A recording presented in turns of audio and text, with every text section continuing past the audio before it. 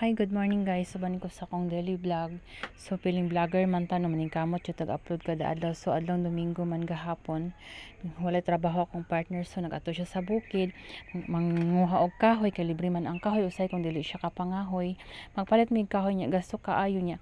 Dili man pod ko kapangahoy. Kay naay bata nga bantayanan. So, usay ning kamot na siya adto gyud sa bukid, usay mangitag mga gulayon, usay mapunit didto. Nya pag uli niya nag-ayo na siya sa ihang motor kay kaning motor mangayo jug bahin no.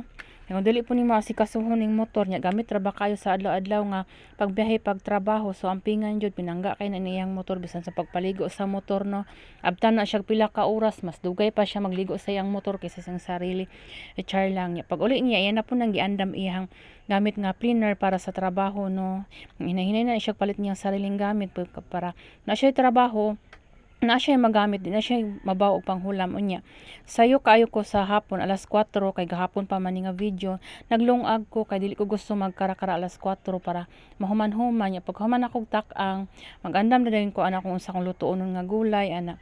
Kung isang adlaw kay kaning palihan no si brother kay naaman dali itong naging adlaw, so kining paliya wa jud natagad kaayon no, so vegetarian na ta karon katong niagi kay hugihan kay si brother magluto bisag unsa lay iyang pamaliton lutoon. So di ko magproblema maghuna-hunag sudan kay makikaon na mangungkab lang ko, char lang.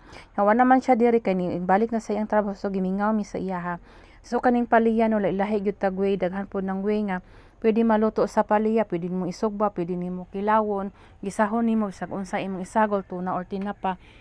Ako kay akong isagol ana kay kuan ra kanang itlog. So ang akong way nga magluto ana kanang akong kumuta na siya pug ana ko butang asin ko ana ko ang pinakapait niya akong hugasan banlawan niya.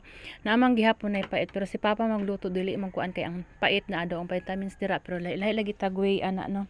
So ako na nang gisugdag sayo no para mga alas 6 kanang mahuman-human ako baka dili ko gusto magkara-kara lagi nga kuan niya.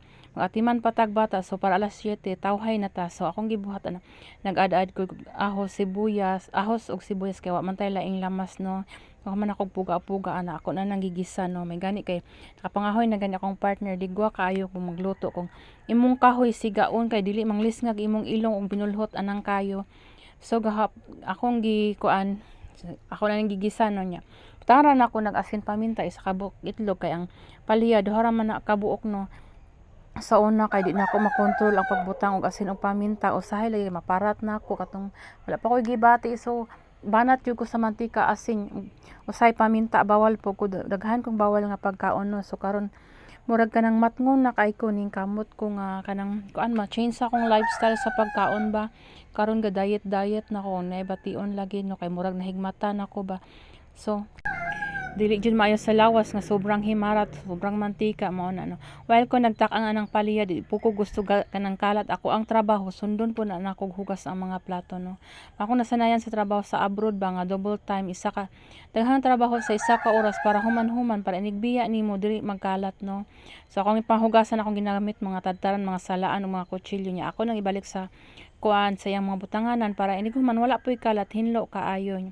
Pagkahuman ako gluto ana akong pakaunon ang bata kay mga alas 6 kay ako pakaunon na siya pa natulog man dayon na siya. Ya, pagkahuman pag alas 7 timplahan na po na ako nagatas pagkataod-taod man hapon.